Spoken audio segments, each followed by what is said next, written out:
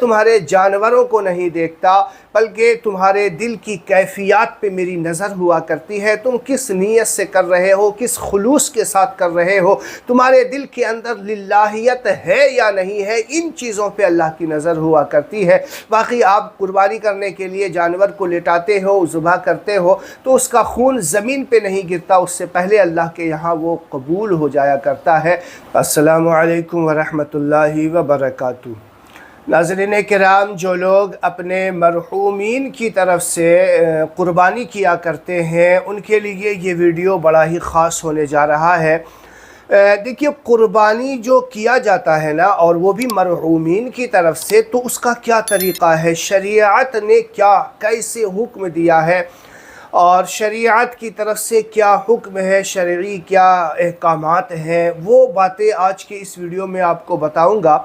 ناظرین کرام، مرحومین کے لیے ایصال ثواب کرنا یہ حدیث پاک میں ہے۔ اللہ کے رسول صلی اللہ تعالی علیہ وسلم خود بھی قربانی کیا کرتے تھے، جیسا کہ حضرت علی سے روایت ہے، وہ فرماتے کہ میں نبی پاک صلی اللہ علیہ وسلم کو یہ فرماتے ہوئے سنا، اور انہوں نے مجھ سے کہا کہ ایک قربانی تم اپنی طرف سے اور ایک قربانی میری طرف سے بھی کرنا۔ تو اللہ کے رسول صلی اللہ علیہ وسلم کا جب اس دنیا سے، حیات ظاہری سے انتقال ہو گیا، پردہ ہو گیا، تو حضرت علی کا یہ کام تھا کہ ایک قربانی اپنی طرف سے اور ایک قربانی حضور صلی اللہ علیہ وسلم کی طرف سے بھی کیا کرتے تھے۔ اور ایک روایت میں ہے، ایک صحابی فرماتے ہیں کہ میں نے نبی پاک صلی اللہ علیہ وسلم کو یہ فرماتے ہوئے سنا ہے کہ آپ صلی اللہ علیہ وسلم نے قربانی کی اور فرمایا کہ یہ میری طرف سے ہے اور میری ان امت کی طرف سے ہے جنہوں نے قربانی نہیں کی ہے۔ تو پتہ چلا کہ اگر کوئی ایک دوسرے کے نام سے ایصال ثواب کے لیے قربانی کرنا چاہے تو بے شک وہ کر سکتا ہے، اس میں کوئی حرج کی بات نہیں۔ لیکن علماء کرام نے، علماء حقہ نے جو اس کا طریقہ بتایا ہے، جو اس کے احکامات ہیں، وہ آج کے اس ویڈیو میں آپ کو بتاؤں گا۔ دوستو، ایک بات ہمیشہ یاد رکھنا کہ جب آپ قربانی کرنے لگو تو قربانی آنے سے پہلے ہی آپ اپنے مال کا، آپ اپنے دولت کا حساب لگا لے۔ کیا آپ پر اس بار قربانی واجب ہے یا نہیں؟ اگر قربانی آپ پہ واجب ہے تو آپ قربانی کریں گے اپنی طرف سے، ٹھیک ہے؟ اور اگر آپ چاہیں تو اپنے مرحومین کی طرف سے بہت سارے لوگ ہیں، جیسے اللہ کے رسول صلی اللہ علیہ وسلم کی طرف سے کیا کرتے ہیں، کوئی غوث پاک کی طرف سے، خواجہ غریب نواز، اور جو ان کے پیر ہوا کرتے ہیں ان کی طرف سے کیا کرتے ہیں، اور بہت سارے لوگ ایسے ہیں جو اپنے مرحوم والد والدہ یا جو باحیات والد والدہ ہیں ان کی طرف سے بھی کیا جاتا ہے، قربانی کرتے ہیں لوگ۔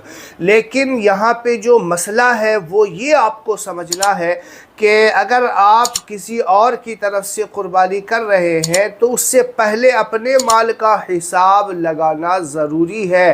اگر آپ صاحب نصاب کو پہنچ گئے ہیں، صاحب نصاب کا مطلب 52.5 تولہ چاندی یا اس کے برابر، اس کی قیمت کے برابر آپ کے پاس رقم ہے، روپیہ ہے، پیسہ ہے، یا پھر حاجت اصلیہ کے علاوہ اتنا سامان ہے کہ اس کی رقم جو ہے وہاں تک پہنچ جائے، یا پھر بات سمجھیے گا کہ کچھ چاندی ہے، کچھ پیسہ ہے، کچھ حاجت اصلیہ کے علاوہ سامان ہے۔ جب ہم تینوں کا کیلکولیٹ کریں گے، تینوں کو جوڑیں گے اس کی رقم، تو اتنا رقم پہنچ جائے کہ وہ ہمارا صاحب نصاب کو پہنچ جائے۔ یعنی اس بار 2025 میں جو ہے 625 گرام اور پوائنٹ کچھ جو ہے یہ چاندی ہے، اور اس کی قیمت اگر ہم نکالتے ہیں تو 65 سے 70 ہزار روپے ہوتا ہے، جیسا کہ 1 لاکھ روپے کے سم تھنگ ابھی جو ہے چاندی ہے۔ تو 620 گرام 25 گرام پوائنٹ کچھ ایکسٹرا ہے، جس کے جو قیمت ہوا کرتے ہیں آج کے دور میں 65 سے 70 ہزار روپے ہمارے یہاں، ہم جو ویڈیو بنا رہے ہیں ہندوستان میں، اور ہندوستان کے شہر جو ہے جو بھاگلپور شہر ہے میں وہاں کا ریٹ آپ کو بتا رہا ہوں. آپ اپنے یہاں کا ریٹ نکال کر کے جو ہے آپ قیمت لگا سکتے ہیں. تو پہلے آپ اپنی طرف سے ایک جانور یا 7 جانور والے کر رہے ہیں تو ایک اپنے نام سے, پھر اس کے بعد آپ جس کا نام لینا چاہیں, جس کی طرف سے آپ کرنا چاہیں اس کا کرنا. اور اگر الگ الگ جانور, ایک حصے والا جانور جو کرنا چاہیں تو ایک جانور اپنی طرف سے, اور باقی جن کی طرف سے آپ کرنا چاہیں تو اس کے لیے الگ جانور. کیونکہ اگر آپ ایک ہی قربانی ہے, بہت سارے لوگ کہتے ہیں کہ ایک قربانی ہے تو میں نے پچھلے سال تو اپنے نام کر لیا تھا, اب جو ہے اس کو والد صاحب کی طرف سے کر دیتے ہیں, یا اپنی بیوی کی طرف سے کر لیتے ہیں, یا اپنے فلاں بچے کی طرف سے کر لیتے ہیں. تو یہ بہت ساری باتیں ہوا کرتی ہے جو عوام کے اندر مشہور ہے. تو ان چیزوں کو ہی بتانا, ہائی لائٹ کرنا میرا مقصد ہے کہ جو لوگ اس طریقے سے کرتے ہیں کہ ان پہ قربانی واجب ہے اور وہ کہتے ہیں میں نے کر لیا تھا تو اس بار فلاں کے نام سے, حالانکہ واجب آپ کے اوپر ہے. اور تو آپ اپنا قربانی اگر نہیں کر رہے تو آپ واجب کو ادا نہیں کرنے کا آپ کو گناہ ہوگا. تو اس بات کا بھی خیال رکھنا بے حد ضروری ہے.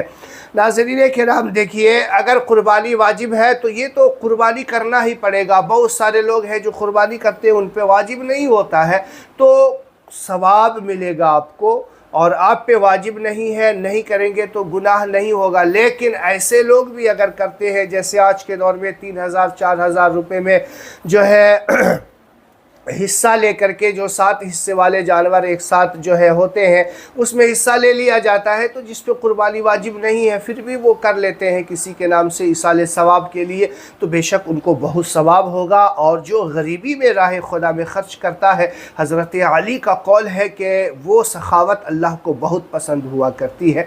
تو قربانی کیا ہے؟ یہ اللہ تبارک و تعالی کو راضی کرنے کا ایک ذریعہ ہے. حضرت ابراہیم علیہ السلام کی سنت ہے, ہمارے نبی پاک صلی اللہ علیہ وسلم کی سنت ہے, اور رب کو راضی کرنے کا ایک بہترین ذریعہ ہے. اللہ تبارک و تعالی ارشاد فرماتا ہے کہ میں تمہارے جانوروں کو نہیں دیکھتا بلکہ تمہارے دل کی کیفیات پہ میری نظر ہوا کرتی ہے. تم کس نیت سے کر رہے ہو, کس خلوص کے ساتھ کر رہے ہو, تمہارے دل کے اندر للہیت ہے یا نہیں ہے, ان چیزوں پہ اللہ کی نظر ہوا کرتی ہے. باقی آپ قربانی کرنے کے لیے جانور کو لٹاتے ہو, ذبح کرتے ہو تو اس کا خون زمین پہ نہیں گرتا, اس سے پہلے اللہ کے یہاں وہ قبول ہو جایا کرتا ہے. تو یہ ہے قربانی, اور قربانی کرنا چاہیے. بے شک یہ انبیاء کی سنت ہے, رب کو راضی کرنے کا طریقہ ہے. تو جو باتیں میں نے آپ کو بتائی ہے وہ سمجھ میں آ گیا ہوگا کہ اگر آپ کسی اور کی طرف سے کرنا چاہیں تو بے شک کر سکتے ہیں, لیکن آپ پہ جو واجب ہے پہلے اس کو ادا کریں, اس کے بعد ہی آپ دوسرے کا سوچیں گے, دوسری طرف آپ جائیں گے. تو ویڈیو کو شیئر کیجئے گا تاکہ ہر مسلمان تک یہ پیغام پہنچ جائے جو اکثر بقرعید کے دن یہ غلطی کیا کرتے ہیں. اور چینل پہ نئے ہیں تو میرے چینل کو سبسکرائب ضرور کر لیجئے. السلام علیکم ورحمۃ اللہ وبرکاتہ.